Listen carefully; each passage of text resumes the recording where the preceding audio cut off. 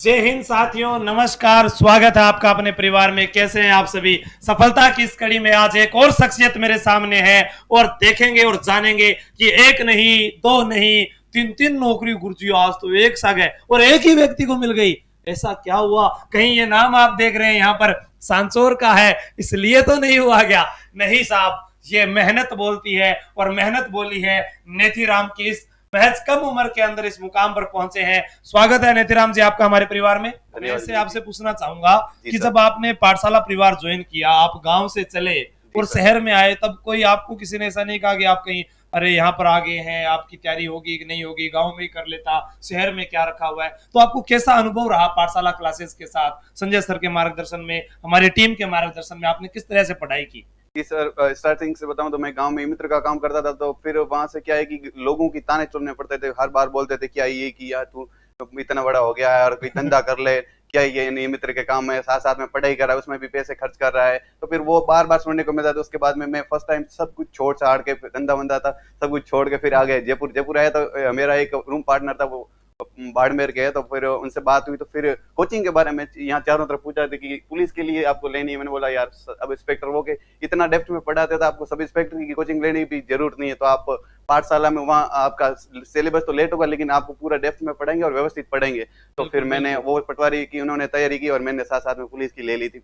अच्छा, देखो इन्होंने एक बात कही कि सिलेबस थोड़ा लेट होगा लेकिन पूरा डिटेल के साथ पढ़ाया जाएगा। और मैं यही आपसे कहता हूं कि गांव से निकलकर कुछ विद्यार्थी यही सोचकर आ जाते हैं कि कोर्स पूरा हो जाए, कोर्स पूरा हो जाए। कोर्स पूरा नहीं, हमें पूरी जानकारी के साथ पढ़ना है। जो हमारे लिए वकील भी नहीं बनना है, हमारे परीक्षा उपयोगी पढ़ना है। इतना ज्ञानोपयोगी भी नहीं पढ़ना कि आप एक सब्जेक्ट के ऊपर ही बैठे रह जाए। बहुत और जो नोट्स थे जो पाठशाला से मैंने लिखे थे, उन्हीं नोट्स से मैंने आज तक नहीं कोई दूसरा नोट्स बनाया। वो भी मैंने उसी नोट्स को कम से कम 20-30 बार पढ़ लिया होगा। हाँ। और उसी से मेरा एसआई का जो एग्जाम है वो भी बढ़िया अंकों से, उन्हीं नोट्सों से मेरा पास हुआ था। अच्छा, और हर एक एग्जाम पास हुआ है लगभग। एसआई एग्जाम भी आपने पास किया है, कितनी अच्छी बात है। एक बार की तैयारी से आप 3 तो नौकरी लेकर बैठे हैं अभी, और एक एग्जाम इन्होंने पास और कर रखा है और आगे और तैयारी कर रहे हो किसी चीज की? बिल्कुल मैं सर मेरा सपना तो वैसे आरपीएस का है। हाँ। अभी पीटीए बनने के बाद में मैं आरपीएस और कॉलेज प्रोफेसर की दोनों की साथ मेरे की तैयारी। तो सब इंस्पेक्टर की तैयारी नहीं करोगे? सब इंस्पेक्टर अब पीटीए बन के तो सब इंस्पेक्टर बन के तो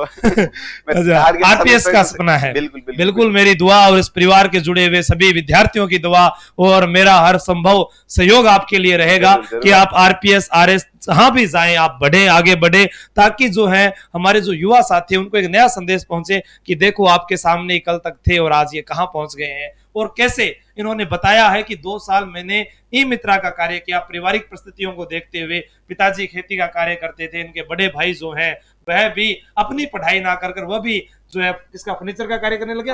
वो भी फर्नीचर का कार्य करने लगे, लेकिन अपने भाई को कैसे भी करके परिवार में पढ़ाया और आज पूरा परिवार इन्हीं के नाम से जाना जाएगा कि किस प्रकार से उनका जो बेटा है वो नौकरी लगकर आगे बढ़ाए। तो कहते हैं कि एक व्यक्ति की मेहनत पूरे परिवार को जो है संवार देती है। और आप क्या कहेंगे जो नए साथी हैं उनके लिए? जो भी राजस्थान पुलिस की यहाँ वर्दी के सपने को पूरा करना चाहते हैं, मैं उन भाइयों से एक ही कहना चाहता हूँ कि आप ज्यादा से ज्यादा चोर से न पढ़े। कोई भी बुक्स है वो आप हर एक किताब यूं ही पढ़ दे तो उसमें नए नए फैक्ट पढ़ने को मिलते हैं, तो यूं लगता है कि इसको भी पढ़ लूं उसको भी पढ़ लूं। बिल्कुल सही बात, बहुत बढ़िया बात बताई आपने। किसी से आपके जो भी प्रेरक है उनसे बात करिए। जैसे कि गुरु जी है, आपके कई वीडियो होंगे उनमें भाई राजस्थान की कांस्टेबल की तैयारी कर रहे हो तो उनके लिए कौन कौन सी बुक चाहिए, तो आप ऑथेंटिक कोई भी बुक है उसको उसके आपके शॉर्ट नोट्स खुद के बनाओ। कहीं बोलते हैं कि आपके नोट्स, आपके इतने एग्जाम पास हो रहे हैं, आपके नोट्स। मैंने बोला मेरे कोई नोट्स नहीं है, मैं खाली पेज पे लिखता हूँ। मैं साथ साथ में क्या किताब को एक बार ही मैंने लगभग पनेरमा वगैरह ये जो भी किताब है उनके एक बार पढ़ के फिर मैंने खुद के नोट्स बना लिए। उसके बाद में क्या है कि किताब को पढ़ने चाहते हैं तो काफी टाइम लग जाता है, तो उनको शॉर्ट नोट्स को पढ़ दे रहे और उन्हीं चीजों को बार बार पढ़ो ताकि वो एक लाइन है ना कि एक लाइन है कि मतलब आप मेरी सक्सेस के पीछे एक ही कारण है कि मैंने 1000 किताबों को नहीं पढ़ा, लेकिन मैंने एक ही किताब को 1000 बार पढ़ा है। बिल्कुल वो बात होती है। ब्रूस ली ने कहा था कि मैं एक किक की 1000 बार प्रैक्टिस करता हूँ, हजारों किक की एक बार प्रैक्टिस नहीं करता हूँ। और वही चीज मैं आपको भी बताता हूँ। इन्होंने जो बात बोली है,